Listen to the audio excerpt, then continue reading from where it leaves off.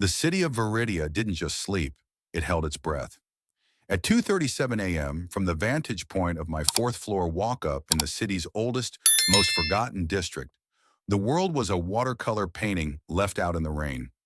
Streetlights bled into puddles, creating shimmering, distorted pools of orange and white on the black asphalt. The rain, a relentless drizzle for the past 3 days, pattered against the cheap, drafty window of my small apartment, a sound that had become the monotonous soundtrack to my anxiety. My name is Isla Vance, and my life was a collection of frayed edges. At 28, I was a freelance archivist, a profession that sounds far more romantic than it is. In reality, it meant I spent my nights sifting through the ghosts of other people's lives, brittle letters, faded photographs, forgotten business ledgers, all for a paycheck that barely covered rent and the ever-growing mountain of my father's medical bills. He'd been gone for 6 months, but his debts lingered like a persistent, unwelcome specter. Tonight's particular ghost was the defunct Atlas Textile Factory, a company that had shuttered its doors in the 1980s. The scent of decaying paper and a faint chemical tang of old dyes filled my small living space, which doubled as my office. A single gooseneck lamp cast a lonely circle of light onto my work table, illuminating the dust motes dancing in the air. My world was one of sepia tones, of silence so profound I could hear the hum of the ancient refrigerator in the kitchen. Beside me, a cup of instant coffee had gone cold, its surface mirroring the dim ceiling light. My son Leo slept in the only other room, his breathing a soft, reassuring rhythm in the oppressive quiet. He was 6, and his world was vibrant, full of superheroes and crayon drawings that covered half our available wall space.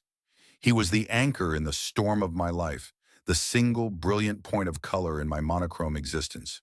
For him, I waded through this sea of debt and exhaustion, day after relentless day. The sudden, shrill ring of my cell phone felt like a physical violation of the silence. It made my heart leap into my throat, an unknown number. My stomach tightened. It was the right time for a creditor, one of the particularly persistent ones who ignored the decency of business hours. I pressed the ignore button, my hand trembling slightly. Let it go to voicemail. I didn't have the energy for their rehearsed, unsympathetic speeches tonight. It rang again immediately, and a third time. A cold knot of dread formed in my gut. This wasn't a debt collector. They were hyenas, but they weren't this relentless. On the fourth ring, a primal fear overrode my exhaustion. I answered, my voice a fragile whisper. Hello? The silence on the other end was not empty. It was heavy, charged, like the air before a lightning strike. I could hear the faint sound of rain, the sweep of windshield wipers. The person on the other end was in a car, out in the same storm I was watching from my window. Then a voice spoke, and the sound of it seemed to suck all the air from my small apartment. It was a man's voice, a low, resonant baritone that was impossibly smooth, like aged whiskey over a single perfect cube of ice. It was a voice that commanded attention, a voice accustomed to being obeyed without question. Dark hair or light? The question was so bizarre, so out of context that I couldn't process it for a moment. I'm sorry, what? A simple question, the voice continued, a dangerous thread of impatience woven into its silken texture. The historian's daughter. Describe yourself. My blood ran cold. He knew who I was. This wasn't a wrong number. This was something else entirely. Who is this? I demanded, my voice shaking but firm. A low chuckle, completely devoid of warmth, echoed down the line. It was a sound that promised consequences. The man who now owns your father's last secret, and by extension, you. I'm asking for a reason. My men are watching your building. I'd prefer not to have them break down the wrong door. My gaze darted to the window. My heart hammered against my ribs like a trapped bird. Men watching my building. This couldn't be happening. You've made a mistake, I stammered, backing away from the window as if he could see me through the phone. No mistake, the voice stated with chilling certainty. Robert Vance was a clever man, a brilliant historian, but a foolish thief. He took something that belongs to my family, a small leather-bound journal. It was, I'm told, mixed in with the archives from the Atlas Textile Estate. A clever piece of misdirection. Now be a good girl and find it for me. The textile factory. My eyes flew to the open cardboard box on the floor, its contents spilling out in a chaotic mess of manila folders and brittle paper. My father. A thief? It was impossible.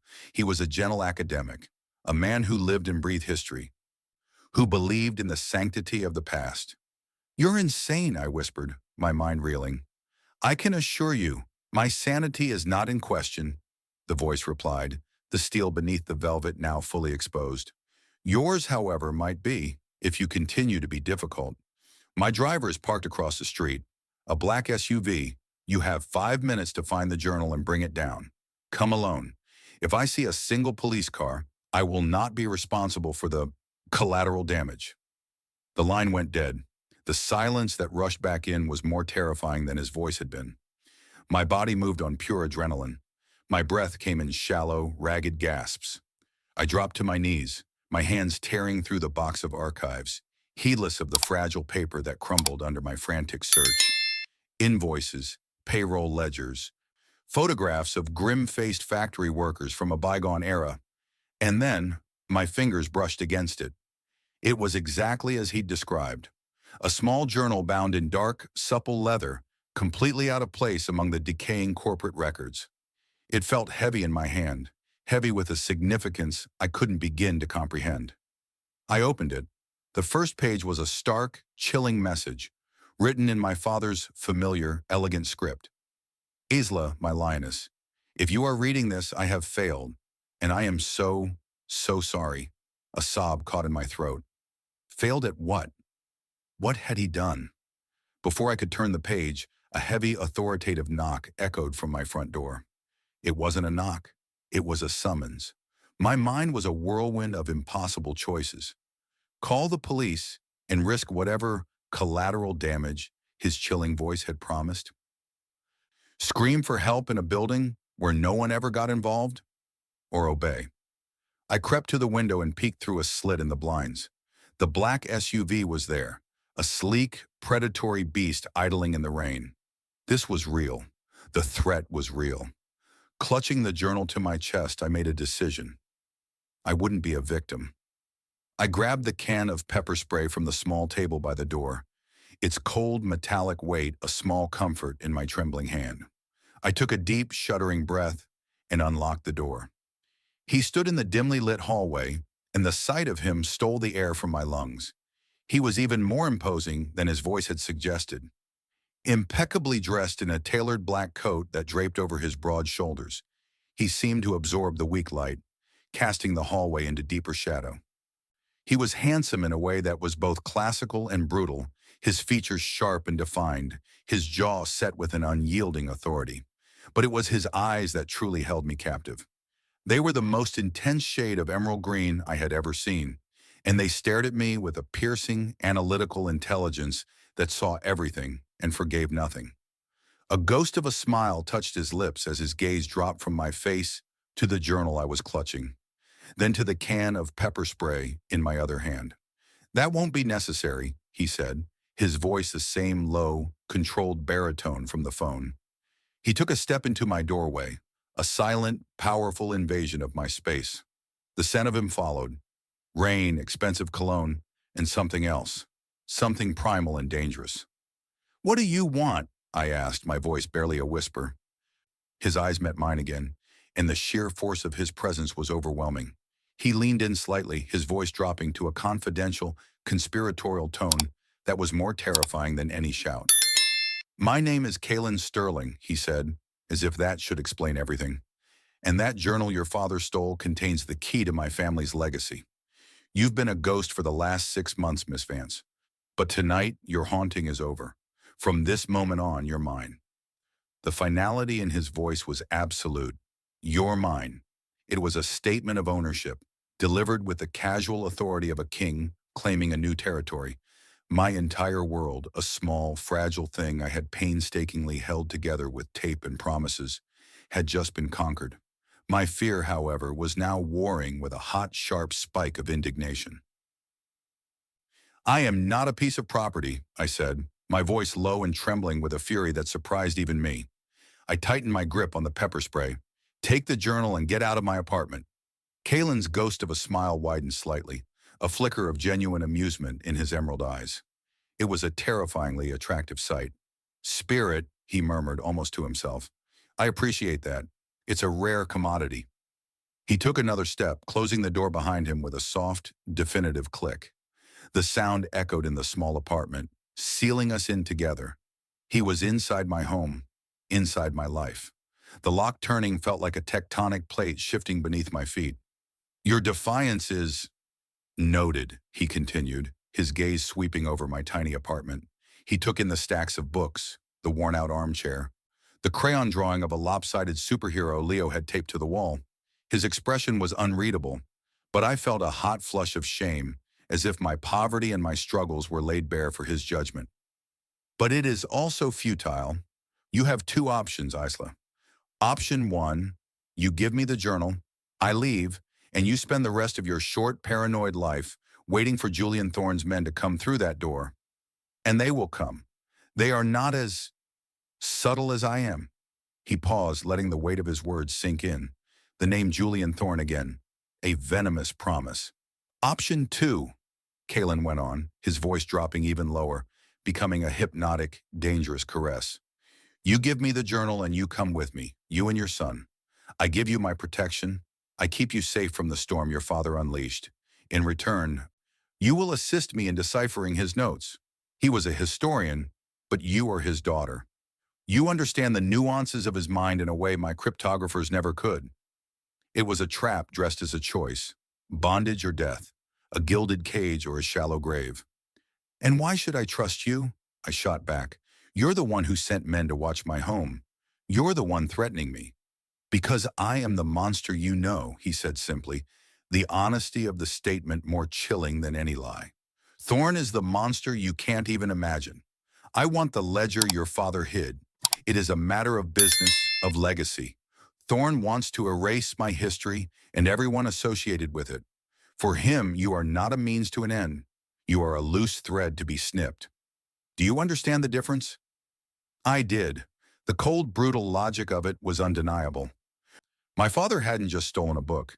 He had stolen the key to a kingdom, and now two rival kings were at war over it, with me standing in the middle of the battlefield. My hand holding the pepper spray faltered. What good would it do against men who dealt in death as a matter of course? I thought of Leo, sleeping peacefully in the next room, completely unaware of the monsters lurking just outside his door. My fierce, protective love for him was the only clear thing in a world that had suddenly dissolved into shades of gray. My survival was tied to his. With a sense of profound, soul-crushing defeat, I lowered my arm. I held out the journal. What about my son? Kaelin's expression softened, a barely perceptible shift in the hard planes of his face. My war is not with children. He will be safer with me than he has ever been in his life. I give you my word. His word.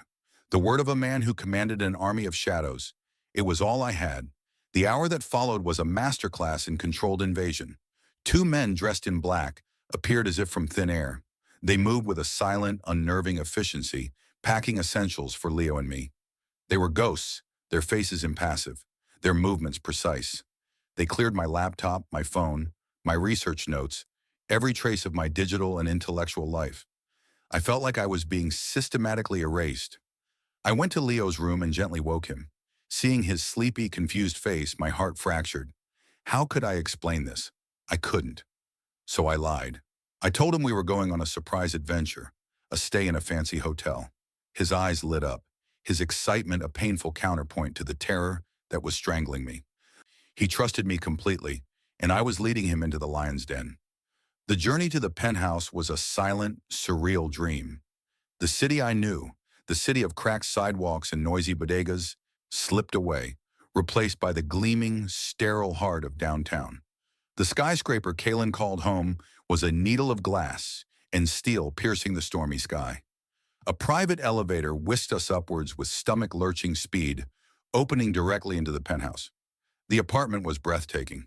It wasn't a home, it was a statement. A vast open space with minimalist furniture, polished concrete floors, and entire walls of glass that offered a panoramic, godlike view of the entire city. The lights of Viridia were spread out below us like a carpet of fallen stars. It was the most beautiful place I had ever seen. And as the elevator doors slid shut behind us, I knew it was also the most secure prison imaginable. Life in the gilded cage began. The first few days were a blur of disorientation and fear. Bodyguards rotating in silent shifts were a constant presence at the edges of my vision. Leo, thrilled by the hotel with its endless supply of cartoons and ice cream, was blissfully unaware. For him, it was a grand adventure. For me, it was a high-tech oubliette. Kaelen was a phantom. He would be gone for days, then reappear without a sound. He set up a workspace for me in a vast library, filled with more rare books than I had seen in my entire career. He wanted me to work, to decipher the journal. He seemed to believe that routine would pacify me. He was wrong. My compliance had been an act of survival, not surrender. Every moment I spent in that penthouse, I was observing, learning, searching for a weakness. I studied the guards' routines. I noted the dead spots in the security camera coverage I could glimpse on their monitors. I tried to access the internet, but the network was a lockdown fortress. Kaelen himself was the biggest puzzle. He was a man of stark contradictions. He could discuss the ruthless tactics of Renaissance mercenaries one moment, and then sit on the floor with Leo, patiently helping him build a complex Lego castle the next. He would sometimes watch me work, his gaze so intense it felt like a physical touch, but he never initiated anything beyond a formal courtesy. The tension between us was a living thing, a high-voltage wire stretching taut in the opulent silence. He was trying to lull me into a state of dependency. The thoughtful gifts continued. He had my favorite obscure blend of tea flown in. He sourced a set of 19th century cartography tools because he'd noticed my interest in old maps. He was a meticulous, patient predator, and he was trying to tame me. One evening, about a week into my captivity, I made my move. I knew there was a staff elevator used for deliveries. I had watched the guards, noted the timing. During a shift change, when the new guard was still getting his briefing, there was a window, maybe 2 minutes. With my heart pounding, I told Leo I was going to get a snack and slipped out of the library. I moved down the long, silent corridor, my socked feet making no sound on the polished floor. I reached the service door, my hand closing around the cool metal handle. Freedom was just on the other side. I pulled the door open and stepped into the service hallway, and ran straight into a wall of muscle. It was Kaelen. He had been waiting for me. He hadn't been testing my compliance. He had been testing my intelligence, my spirit. He grabbed my arm, his grip like steel. He didn't look angry. He looked disappointed. "Did you really think it would be that easy, Isla?" he asked, his voice dangerously soft. He dragged me not back to the library, but to the main living area, to the wall of glass overlooking the city. He spun me around to face him, his hands gripping my shoulders. "Look out there," he commanded, his emerald eyes blazing with a cold fire. "Look at that city. It is a jungle, and right now you are the most hunted creature in it. Thorne's men are everywhere. They are the taxi drivers, the delivery boys, the homeless men on the corner. They are watching, waiting for one mistake. Your mistake." He pulled me closer, his face just inches from mine. I could feel the heat of his anger, the raw power radiating from him. "You are not my prisoner, Isla. You are under my protection, a protection you seem determined to spit on. Do you have any idea what they would do to you? To your son?" The raw fury in his voice, the genuine fear for my safety that laced it, broke through my defiance. He wasn't just trying to control me. He was trying to keep me alive. "I can't live like this," I whispered, tears of frustration and fear finally spilling over. "I can't live in a cage, no matter how beautiful it is." His expression shifted, the anger receding, replaced by something complex and deeply weary. "This isn't the life I would have chosen for you," he said, his voice dropping to a rough whisper. His grip on my shoulders gentled, his thumbs stroking the frantic pulse at the base of my neck. "But it's the life your father chose for you the moment he took that journal. Our worlds have collided, Isla, and now we have to survive the wreckage." He didn't let me go. He just held me there, his intense gaze searching my face, as if trying to read the secrets of my soul. The city lights blurred through my tears, and the line between captor and protector, between monster and man, blurred right along with them, and a terrifying thought took root in my heart, that the greatest danger wasn't the man hunting me, but the man holding me. The failed escape attempt became a strange turning point. The pretense of normalcy was shattered, leaving behind a raw, unvarnished reality. Kaelen stopped treating me like a fragile artifact to be kept under glass. He started treating me like a player in the game, a reluctant but essential partner. The locks on my gilded cage didn't disappear, but the nature of my confinement changed. He began to share information, to include me in the strategy sessions held in the vast silent library.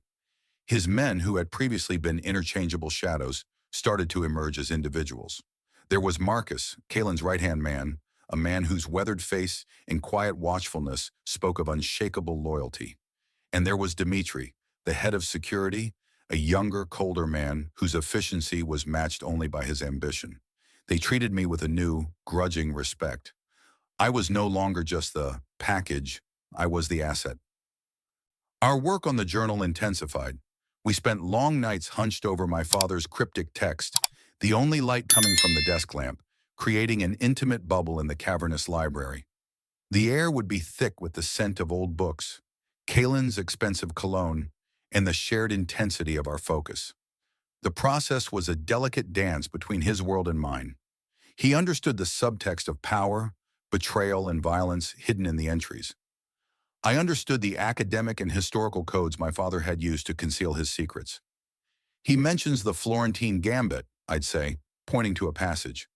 That refers to a specific, treacherous political maneuver used by the Medici family. He's not talking about chess. He's talking about a double cross. Kaelen would nod, a look of grim understanding on his face. The night my uncle was killed, he'd reply, his voice low. Thorne's father set him up, just like Lorenzo de' Medici set up his rivals.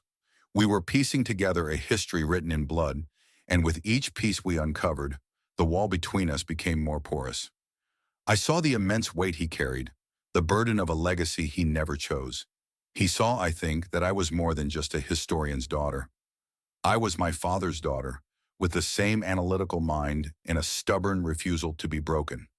The physical tension between us was a constant, humming undercurrent.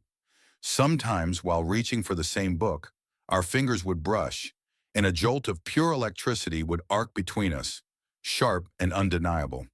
We would both pull back as if burned, our eyes meeting for a split second, a silent acknowledgement of the dangerous fire we were stoking in the midst of a powder keg. One night, exhausted and frustrated by a particularly difficult passage, I leaned back in my chair, rubbing my temples. I don't understand, I sighed. He keeps referencing the lioness's heart. It's not a historical term. It feels personal. Kaelen rose from his chair and walked to the window, staring out at the glittering expanse of the city. My mother, he said, his voice so quiet I almost didn't hear it. They called her the lioness. She was the heart of the family, fierce, protective. Thorne's father killed her. The confession was stark, stripped of all emotion, which made it all the more devastating. He wasn't just avenging his father, he was avenging his mother. This wasn't just business. It was a wound that had never healed. I stood and walked to him, an instinctive need to offer comfort overriding my fear. I stood beside him, not touching, just sharing the silence. My mother died when I was a child, I said softly. All I have of her is this. I reached for the chain around my neck and pulled out the small, silver locket she had designed, the one shaped like a lioness's head. Kaelen's gaze dropped to the locket in my palm. His breath hitched. Slowly he reached out, not to touch the locket, but to trace the outline of it with his finger, his touch feather-light against my skin. The heart of the lioness, he whispered, a look of dawning, stunning realization on his face. The moment was shattered by the harsh buzz of the intercom. It was Dmitri. Sir, we have a situation. A package was just delivered to the service entrance. It's addressed to her. My blood turned to ice. Kaelen's face became a mask of stone. We met Marcus in the living area. On the large marble coffee table was a simple white box. My name, Isla, was written on it in elegant, looping script. Don't touch it, Kaelen commanded. His men scanned it with devices I didn't recognize. Finally, Marcus gave a nod. No explosives, sir. But Kaelen opened the box himself. Inside, nestled on a bed of black satin, was a single perfect white rose and a small folded card. He picked it up and read it, his jaw tightening so hard I could see the muscles bunch. He handed the card to me. I know you appreciate beauty. I look forward to seeing you wear this. JT. It was a message of pure psychological terror. Julian Thorne wasn't just threatening me with violence. He was demonstrating his reach, his ability to penetrate Kaelen's fortress, to touch me. He was telling me that no wall was high enough, no guard loyal enough to keep him out. He was telling Kaelen that he couldn't protect me. How? I whispered, my voice shaking. How did he get this in here? Kaelen's eyes, chips of green ice, flickered toward Dmitri, who stood impassively by the door. An excellent question, Kaelen said, his voice deceptively calm. One that will be answered. He turned to me, his gaze softening as he took in my terrified expression. He took the white rose from the box and, with a look of utter disgust, crushed its delicate petals in his fist. This changes nothing, he said, his voice a low, reassuring rumble. It is a desperate move from a desperate man. He's trying to frighten you, to drive a wedge between us. He stepped closer, placing a hand on my arm, his touch both grounding and proprietary. He will not succeed.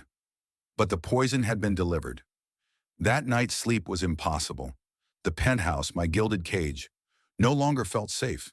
It felt compromised, breached. I kept seeing Thorne's elegant handwriting, imagining his faceless menace. Unable to rest, I wandered into the library. Kaelen was there, standing before the fireplace, a glass of amber liquid in his hand. He was staring into the flames, but his thoughts were miles away. You should be sleeping, he said, without turning around. So should you, I replied, wrapping my arms around myself. Are you going to tell me what happens now? He finally turned, his face shadowed and grim in the firelight. I'm going to end this, he said. The journal has given us enough. We know the ledger is in the old church vault. We know what we need. I'm going to take it, and I am going to destroy him with it. Tomorrow night. It's a trap, I said, a certainty born of pure instinct. The rose. It was a warning. He knows you're coming. Of course it's a trap, Kaelen agreed, a humorless smile touching his lips. But a trap you know you're walking into is just a battlefield of your own choosing. He set his glass down and walked towards me, his movements fluid and predatory. He stopped directly in front of me, his taller frame boxing me in against a towering bookshelf. But there is one thing he doesn't know, he whispered, his hand coming up to cup my jaw, his thumb stroking my cheek. He doesn't know about the locket. He doesn't know that the final piece of the puzzle isn't in my possession. It's in yours. He leaned down, his forehead resting against mine, his warm breath ghosting across my lips. I need you, Isla. Not as an asset, not as a hostage, as a partner. I can't do this without you. It was the most vulnerable he had ever been, a confession of dependency that was more intimate than any kiss, and it was my undoing. All the fear, all the resistance, all the fight I had left in me, dissolved in the face of that one raw admission. Okay, I whispered, my voice thick with unshed tears. Okay, Kaelen. His lips found mine, and this time, there was no hesitation, no holding back. It was a kiss of desperation and fate, of two worlds colliding in a conflagration of fire and shadow. It was the kiss before the battle, the quiet moment before the storm broke, and we both knew that by dawn, one of our worlds would be in ashes. The air in the penthouse the next day was thick with the oppressive silence of an impending battle. Leo was sent with his nanny, a stern but kind woman named Sophia, to a secure secondary location, a surprise sleepover that made his eyes sparkle with excitement. The lie tasted like ash in my mouth. As I kissed his forehead goodbye, a cold dread gripped me, the fear that I might never see him again. Kaelen and I were the two poles of a silent storm. He spent the day with Marcus, planning every detail of the assault on the church vault with the cold precision of a grandmaster moving chess pieces. His face was a mask of unshakable resolve, but I could see the tension in the hard line of his jaw, the restless energy in his hands. He was sending his men into a trap, and he knew some of them wouldn't be coming back. My role was different. I was the keeper of the final key, the locket that now felt impossibly heavy around my neck. I spent the day in the library, poring over blueprints of the old church that Kaelen's team had procured. My father's notes were clear. The vault required two keys to be turned simultaneously in two separate locks, located 20 feet apart. It was a security measure from a bygone era, designed to prevent one person from acting alone. It was designed to require trust. This meant I had to go with him. The thought sent a tremor of pure, visceral fear through me. I was an archivist, a woman whose greatest battles had been fought against paper mites and decaying glue. But when Kaelen came to find me at dusk, his face grim, and asked, "Are you ready?" There was only one possible answer. "Yes," I said, my voice steadier than I felt. My fear for my own life was eclipsed by a fierce, terrifying need to see this through, to stand by his side. My love for him had become a strange, dangerous kind of courage. We moved under the cloak of the new moon. The convoy of black, armored SUVs slicing through the city streets was a silent, deadly procession. I sat beside Kaelen in the back of the lead vehicle. He was dressed in tactical gear, a stark and brutal contrast to his usual tailored suits. He looked like a god of war. He hadn't spoken a word since we left, his focus entirely on the mission. He reached over and took my hand, his grip firm and grounding. He didn't look at me, but the message was clear. I am here. I will protect you. The church stood on the edge of the industrial district, a Gothic skeleton silhouetted against the bruised purple sky. It was a place of forgotten prayers and crumbling stone. Thorne's men were expecting us. The moment our vehicles came to a stop, the night erupted in a maelstrom of violence. Muzzle flashes lit up the darkness like strobing, angry fireflies. The percussive roar of automatic gunfire was a physical assault, a sound that vibrated deep in my bones. Kaelen's men moved with terrifying efficiency, forming a perimeter, returning fire, creating a path for us. Kaelen never let go of my hand. He pulled me along, keeping his body between me and the line of fire, a human shield of muscle and resolve. We ran across the rain-slicked courtyard, the air thick with the smell of cordite and ozone. We made it inside the church. The vast, cavernous space was filled with shadows and the echo of the battle raging outside. Kaelen, Marcus, and two other men moved with us towards the altar. A hidden panel behind it revealed a steep, stone staircase spiraling down into the earth. "The vault is below," Kaelen said, his voice a low growl. "Marcus, hold this position. Don't let anyone through." He looked at me, his emerald eyes boring into mine. "Stay right behind me. Do not stop for anything." We descended into the darkness, the only light coming from the flashlights mounted on their weapons. The air grew cold and damp, smelling of wet earth and centuries of decay. The staircase opened into a small subterranean chamber. At the far end was a massive, circular steel door, a relic of early 20th century bank security. And in front of it, standing as if he had been waiting for us forever, was Dmitri. The betrayal was a cold, sharp shock. He held a gun, aimed not at Kaelen, but at me. "Sterling," Dmitri said, his voice echoing in the small chamber. He looked calm, his face set in a mask of smug satisfaction. "Mr. Thorne sends his regards. He offers you a choice, the girl in the locket in exchange for your life." Kaelen slowly moved to stand in front of me, his body completely shielding mine. "You were my most trusted man, Dmitri," Kaelen said, his voice dangerously soft, laced with a quiet, lethal disappointment. "Trust is for fools and dead men," Dmitri sneered. "Thorne pays better." "He'll kill you the moment you're no longer useful," Kaelen stated, not as a threat, but as a simple fact. "Perhaps," Dmitri conceded, "but at least I'll die rich." He gestured with his gun. "The locket, Isla, now, or he dies." My heart stopped. This was the trap. It wasn't about the ledger, it was about this. A choice between the man I loved and the secret that could save him. "Don't do it, Isla," Kaelen commanded, his voice a low, urgent warning. He didn't look back at me, his focus entirely on Dmitri. But I could see the subtle shift in his stance, the almost imperceptible tensing of his muscles. He was preparing to move, to sacrifice himself to take Dmitri down. He would die to protect me, and I couldn't let that happen. With trembling fingers, I reached for the clasp of the locket. "All right," I said, my voice high and thin. "All right, just Don't hurt him. Dimitri's smile was triumphant. A wise choice.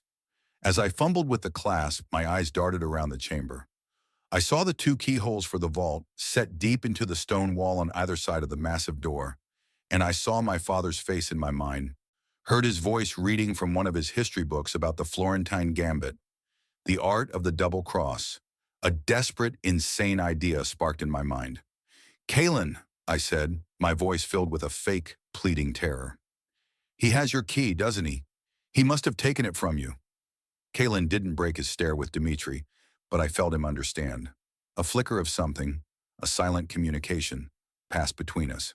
"He did," Kaelen confirmed, his voice flat. "Then it's over," I cried, letting a sob escape my lips. I pulled the locket free and took a step forward, holding it out. "Here, just take it." My performance was flawless. Dimitri, buoyed by his victory, let his guard down for a fraction of a second. He took a step towards me, his eyes fixed on the locket. The prize. That was the moment Kaelen moved. He lunged, not at Dimitri, but to his left, towards the first keyhole. In the same instant, I didn't run to Dimitri. I pivoted and threw the locket with all my might at the second keyhole, 20 feet away on the right. Dimitri was caught completely off guard. His instincts were to shoot Kaelen, but my unexpected move drew his attention. He turned his head for a split second to follow the arc of the locket. It was the last mistake he ever made. A gunshot, deafening in the enclosed space, exploded from Kaelen's weapon. Dimitri crumpled to the floor. The silence that followed was absolute, broken only by the sound of the silver locket clattering against the stone floor. I stood frozen, my body shaking uncontrollably. The image of Dimitri falling burned into my mind. Kaelen was at my side in an instant, his arms wrapping around me, pulling me into a fierce, protective embrace. "You're all right," he murmured into my hair. "Breathe, Isla. Just breathe. You were brilliant." He held me until the shaking subsided, his solid presence the only thing keeping me anchored to reality. When I finally pulled back, he was looking at me with an expression of pure, unadulterated awe. "The Florentine Gambit," he whispered, a slow, incredulous smile spreading across his face. "Like you said," I replied, my voice still shaky. "A trap you know you're walking into is just a battlefield of your own choosing." He kissed me then, a hard, desperate kiss of relief and victory. The battle outside was still raging, but down here, in the cold, damp heart of the earth, our war was won. Together we had turned the tables. We had trusted each other, and we had survived. He retrieved his key from Dimitri's body, and I picked up the locket, my mother's key safe inside. We stood before the massive vault door. "Together?" he asked, his emerald eyes searching mine. "Together," I confirmed. We each inserted our key into the lock set 20 feet apart. As we turned them in perfect synchrony, there was a deep, groaning sound of ancient tumblers falling into place. With a final, resonant thud, the massive steel door, sealed for decades, swung open, revealing the darkness within. It revealed the secret that had cost our parents their lives and the weapon that would secure our future. The air that rushed out from the open vault was cold and stale, carrying the scent of time itself. It smelled of dry paper, aged leather, and forgotten secrets. Kaelen moved first, his weapon still raised as he scanned the darkness within. I followed close behind, the small beam from my phone's flashlight cutting a nervous path through the gloom. The vault was not filled with gold or jewels. It was a small, stone-lined room, and in the center, on a simple stone pedestal, sat a single thick ledger. It was bound in the same dark leather as my father's journal, a matched set. This was it, the heart of the matter. The weapon, the history, the truth. Kaelen picked it up, his touch reverent. He opened it, and even in the dim light, we could see the pages filled with my father's precise academic handwriting. It was a meticulous record of the Thorne family's crimes with dates, names, and account numbers.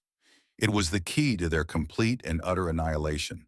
As Kaelen closed the ledger, a new sound reached us from the staircase, the sound of approaching footsteps and a voice calling his name. It was Marcus.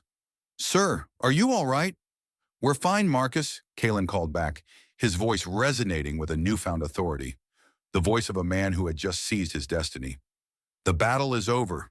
Ours is won." The climb back up the stone stairs felt like an ascent from the underworld into the land of the living. The gunfire had stopped. The church was eerily silent, filled with the debris of the fight. Kaelen's men were in control, their faces grim but victorious. The trap had been sprung, but the prey had been the hunter. The ride back to the penthouse was a stark contrast to the journey there. The tension was gone, replaced by a heavy, exhausted calm. I leaned my head against Kaelen's shoulder, the adrenaline finally draining away, leaving a bone-deep weariness in its place. He wrapped his arm around me, holding the ledger in his other hand like a sacred text. We didn't speak. There were no words for what we had just been through. The days that followed were a quiet storm. Kaelen, with the ledger as his weapon, did not go to the authorities. That was not his way. His justice was more intricate, more personal. He dismantled the Thorn Empire from the inside out, using the information my father had so carefully compiled. He leaked evidence of corruption to the Thorn's political allies, turning them into enemies. He exposed their financial crimes to their banking partners, freezing their assets. He revealed their betrayals to their own underworld associates, sparking a war within their own ranks. He didn't just cut the head off the snake.